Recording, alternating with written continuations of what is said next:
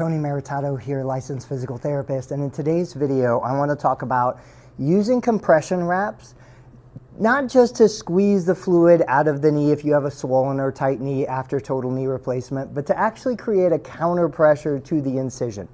So I was watching a client talk about the sensation that patients have where they feel like if they're going to bend the knee is going to want to bust open. I understand that experience. I understand what they're saying. Certainly, when the knee has been cut open superficially and then internally, there's weakness there. Even if the tissue is healed, even if the patient's 4 to 6 weeks post-op, there's still a vulnerability there. So when we're trying to flex and pull that heel toward the backside, it applies anterior pressure at the knee, and you feel like that incision wants to rip open. So what I found is using a compression wrap will provide a counter pressure to that allows you to flex more comfortably. Now I've got 2 wraps here. This is a thick rubber wrap.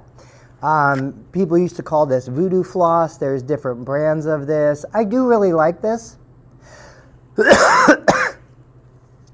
But I will admit that this is a pretty aggressive wrap. In fact, what I'll do is I'll do this one first.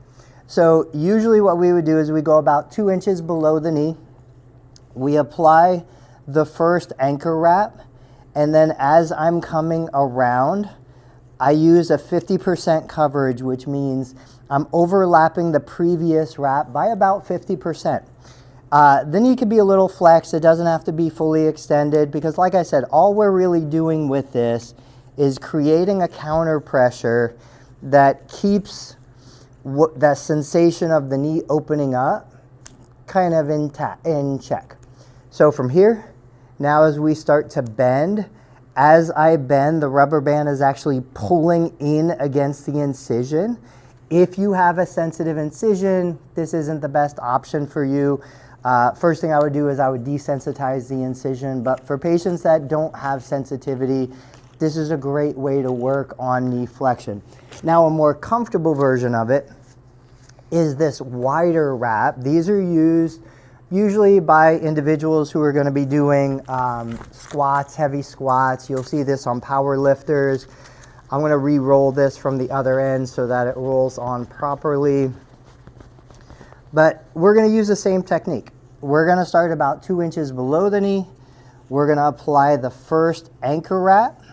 Then we're going to go with about 50% coverage where we are squeezing the knee. This is not something that I would leave on here more than a minute or two because it is restricting blood flow. It is compromising circulation.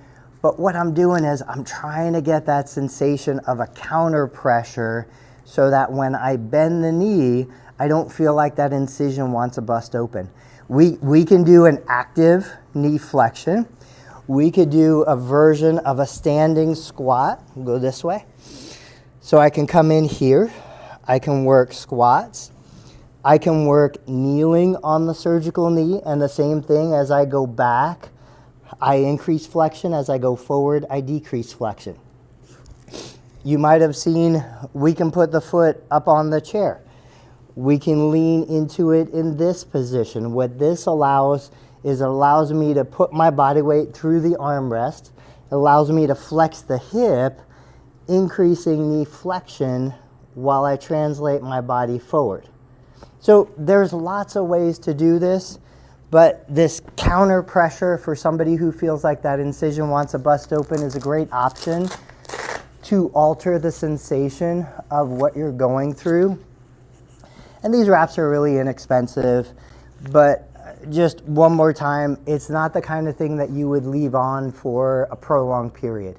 You do 1 to 2 minutes, you work on the stretching, and then what happens is when you take the wrap off, you get this flushing sensation, increased circulation, the knee feels looser, and then if you start working knee flexion again in any of the positions I just showed, you almost always have greater range of motion. Even though it's only temporary, it helps prove to the nervous system that the knee is capable of bending further so that each time you do the workout, hopefully you steadily progress. If you guys have questions, I'll keep sharing alternative ideas and exercises, things that you can try.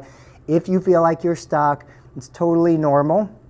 There are an infinite number of ways to work on range of motion, both flexion and extension. I'm just going to show you a few, but get with your physical therapist and you guys can really explore new opportunities. I'll see you guys on the next video.